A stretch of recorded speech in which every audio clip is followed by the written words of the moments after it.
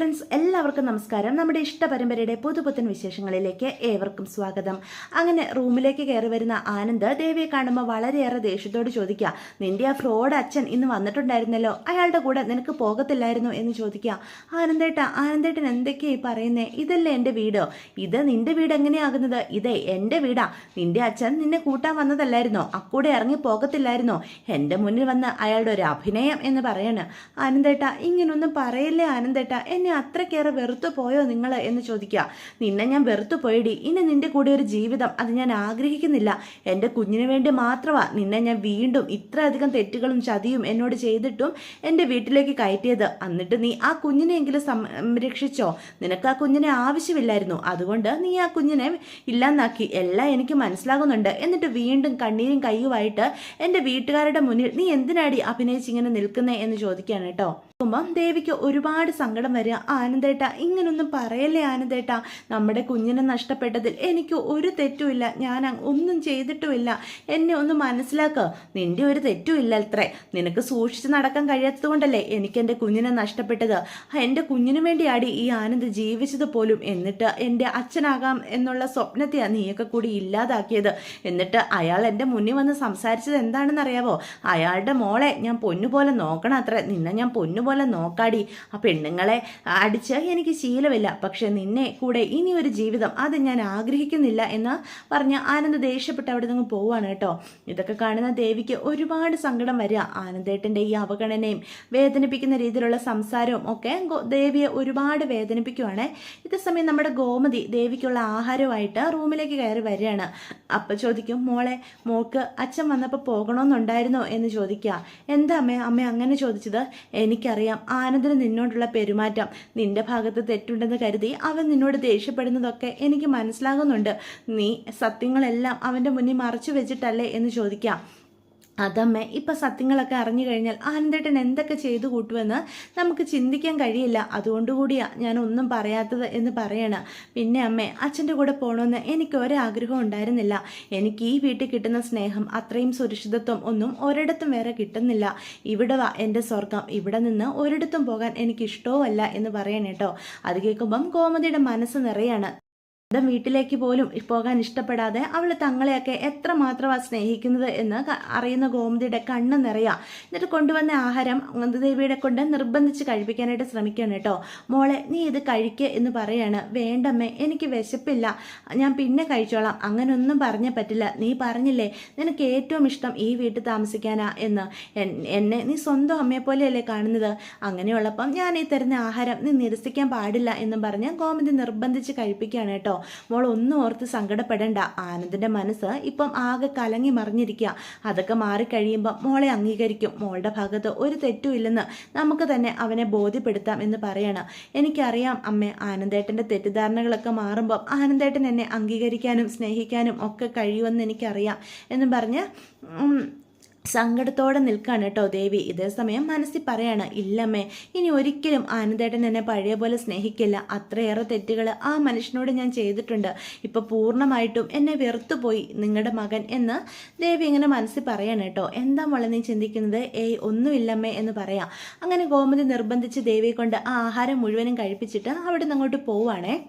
അതേസമയം നമ്മുടെ ദേവിക്ക് ആഹാരമൊക്കെ കൊടുത്തതിന് ശേഷം ബാലനെ കാണാത്തത് കൊണ്ട് ബാലനെ അന്വേഷിച്ച് ഗോമതിയാണ് പുറത്തേക്ക് വരികയാണ്. അപ്പോഴാണ് ബാലൻ കൃഷ്ണമംഗലത്തേക്ക് നോക്കി നിൽക്കുന്നത് കാണുന്നത്. അപ്പോൾ ഗോമതി ചോദിക്കും, എന്ത് പറ്റി ബാലേട്ടൻ എന്താ ഇവിടെ ചിന്തിച്ച് നിൽക്കുന്നത് എന്ന് ചോദിക്കുക. ഗോമതി, അതാ അലോകല്ലേ, ആ ദുഷ്ടനെ ആരാണ്ട് നന്നായിട്ട് അടിച്ച ലക്ഷണം കാണുന്നുണ്ട്. എന്താ ബാലേട്ട അങ്ങനെ പറയാൻ കാരണം? ദേ നോക്കിക്കേ, അവൻ്റെ ദേഹത്തൊക്കെ മുറിവുകളുണ്ട്, ചട്ടിയാ നടക്കുന്നത് എന്ന് പറയുക. ആ ദുഷ്ടന് അങ്ങനെ തന്നെ വേണം. നമുക്കല്ലേ അവനെ ചെയ്യാനും ഒന്നും പറ്റാത്തത്. പക്ഷേ അവന്റെ സ്വഭാവത്തിന് വേറെ ആർക്കെങ്കിലും വീട്ടിൽ കയറി ഉപദ്രവിച്ചിട്ടുണ്ടാവും. അവർ നല്ലത് കൊടുത്തതായിരിക്കും. അങ്ങനെ തന്നെ വേണം. എൻ്റെ ദേവിമോളുടെ അവസ്ഥ കണ്ടില്ലേ? ഇവൻ ഒരുത്തം കാരണമല്ലേ ആനന്ദും നമ്മുടെ ദേവിമോളും ഇതുപോലെ തകർന്നു നിൽക്കുന്നത്. നമ്മുടെ കുടുംബത്തിന്റെ സന്തോഷം മുഴുവനും അവൻ കാരണമല്ല നശിച്ചത് എന്ന് പറയണം. അവന് ഇനിയും കൊടുക്കണം, എങ്കിലേ അവൻ പഠിക്കുള്ളൂ എന്ന് പറയുമ്പോൾ ബാലൻ പറയും, അവനെ മാത്രം നീ കുറ്റപ്പെടുത്തിയിട്ട് ഒരു കാര്യമില്ല ഗോമതി, നമ്മുടെ മോളിലും കൂടി തെറ്റുകാരിയാ. അവനിങ്ങോട്ട് വന്നെങ്കിൽ അതിന് കാരണക്കാരി ആരാ? നമ്മളെ മോഹിച്ചു സ്നേഹിച്ചു വളർത്തിയ നമ്മുടെ മോള് തന്നെ അല്ലേ എന്ന് ചോദിക്കുകയാണ്. ഇന്ന് ഉദയഭാനു സാറ് ആ മനുഷ്യന്റെ തകർന്ന അവസ്ഥ കണ്ടിട്ട് എനിക്ക് എന്തുമാത്രം കുറ്റബോധം തോന്നിയെന്ന് തനിക്കറിയാവോ? താൻ തടഞ്ഞതുകൊണ്ടാ ഞാൻ ഉദയഭാനു സാറിനോട് സത്യങ്ങളൊക്കെ പറയാതിരുന്നത് എന്ന് പറയാ.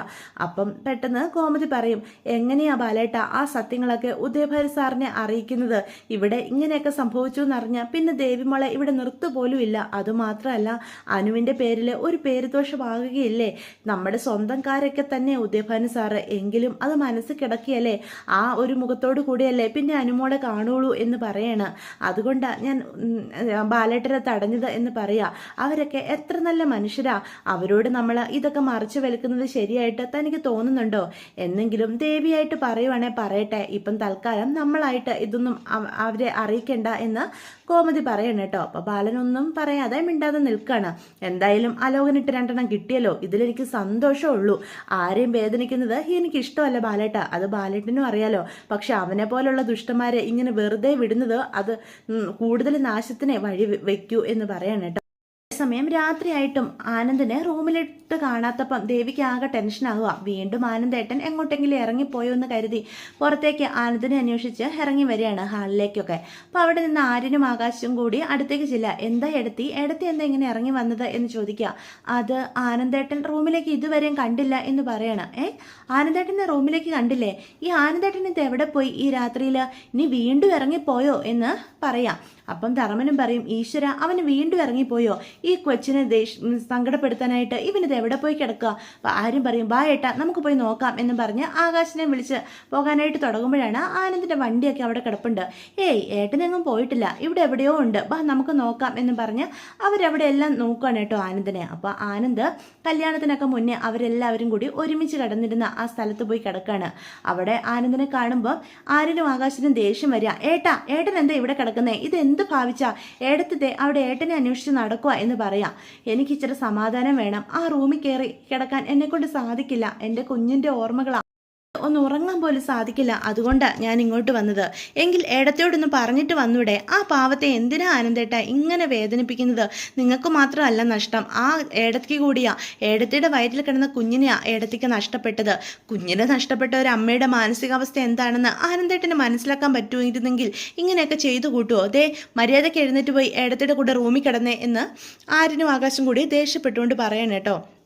നിനക്കൊക്കെ എന്താടാ, എന്നെ ഒന്ന് സമാധാനത്തോടെ എവിടെയെങ്കിലും ഇരിക്കാൻ വിടുവോ എന്ന് ചോദിച്ച് ആനന്ദ് വീണ്ടും അങ്ങോട്ട് കിടക്കുക. അപ്പോൾ ധർമ്മൻ അങ്ങോട്ട് വരും. ആനന്ദേ, നീ ചെയ്യുന്നതൊക്കെ ഒട്ടും ശരിയല്ല കേട്ടോ. ചുമ്മാ ഒരു പ്രശ്നത്തിന് നിൽക്കാതെ നീ പോയി ദേവിയുടെ അടുത്തേക്ക് ചെന്നേ, വെറുതെ ആ കൊച്ചിനെ ദേഷ്യം പിടിപ്പിക്കാനായിട്ട് എന്നും പറഞ്ഞ് എല്ലാവരും കൂടി നിർബന്ധിച്ച് ആനന്ദിൻ്റെ റൂമിലേക്ക് ആക്കുകയാണ് കേട്ടോ. അപ്പം ആനന്ദിന് വല്ലാത്ത ദേഷ്യം വരിക. അത് മുഴുവൻ ദേവിയോട് തീർക്കാണ്. നിനക്ക് എന്നടി എന്നെ റൂമിൽ കാണാഞ്ഞിട്ട് നിനക്ക് എന്നെ ഇത്രയ്ക്കങ്ങോട്ട് സങ്കടം? എല്ലാം നിൻ്റെ അഭിനയമാണെന്ന് എനിക്കറിയാം. നിൻ്റെ കണ്ണീരിലും കയ്യിലും എൻ്റെ കുടുംബത്തിലുള്ള എല്ലാവരും വീഴും. അവർ പാവങ്ങളാ. പക്ഷേ ഈ ആനന്ദ് ഒരിക്കലും ഇനി നിന്റെ അടവിലൊന്നും വീഴാൻ പോകുന്നില്ല. മര്യാദയ്ക്ക് നിന്നാൽ നിനക്ക് കൊള്ളാം എന്നും പറഞ്ഞ് ദേവിയോട് ദേഷ്യപ്പെടുകയാണ്. ഇതേ സമയം നമ്മുടെ തല്ലും കൊണ്ടുപോയ അലോകാണെങ്കിൽ കൃഷ്ണമംഗലത്ത് ചെന്ന് ഇങ്ങനെ ചിന്തിക്കുകയാണ്. ആകാശെ, നിങ്ങൾക്കുള്ള പണി ഞാൻ തരും. നിങ്ങളുടെ പുന്നാര പെങ്ങളുണ്ടല്ലോ, അവള് ഇനി എൻ്റെ കൂടെ കൃഷ്ണമംഗലത്ത് ജീവിച്ചാൽ മതി, എൻ്റെ ഭാര്യയായിട്ട്. അതിലും വലിയ ശിക്ഷയൊന്നും നിങ്ങൾക്ക് ഞാൻ തരാൻ ഇനി മിച്ചമില്ല.